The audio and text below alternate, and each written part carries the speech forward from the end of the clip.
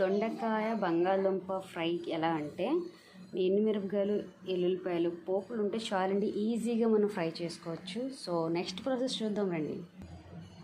ఫస్ట్గా ఎల్లుల్లిపాయలు మనం వేసుకుందామండి. ఇది నూనెలో ఏగాక మనం ఎండుమిరపకాయలు కూడా వేసుకున్నాం. ఎల్లుల్లిపాయలు ఎండుమిరపకాయలు వేగాలండి. వేగిన వెంటనే పోపుల్ని వేసుకుందామండి. దొండకాయలను వేసుకుందాం.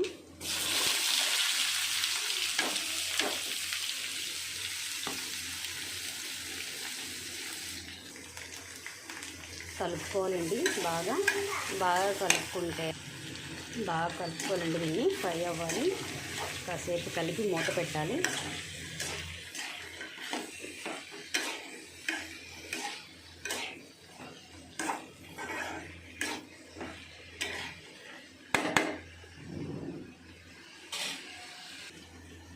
మూత తీసుకోవాలండి.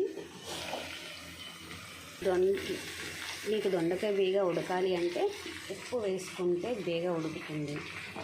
సో మనం సాల్ట్ వేసుకున్నాం.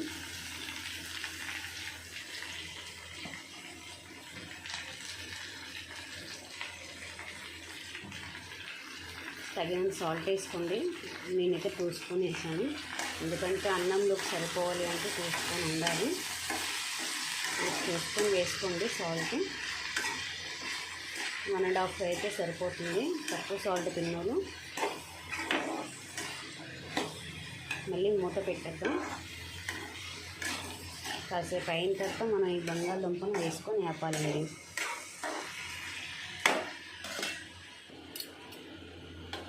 దొండకాయ తీసుకొని మళ్ళీ కలపాలండి. బాగా మగ్గింది.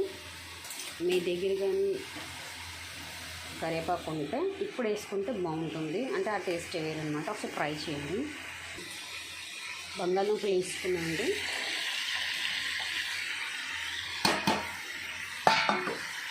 కలిపేసి మళ్ళీ మూత పెట్టాలి.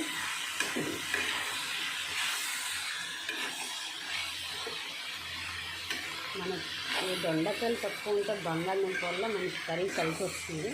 సో ఫ్రై చేయకపోయినా బంగాళదుంప దొండకాయ ఫ్రై చాలా బాగుంటుంది.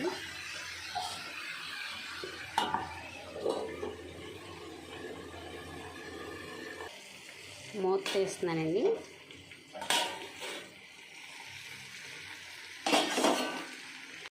నేను దొండకాయ ఫ్రై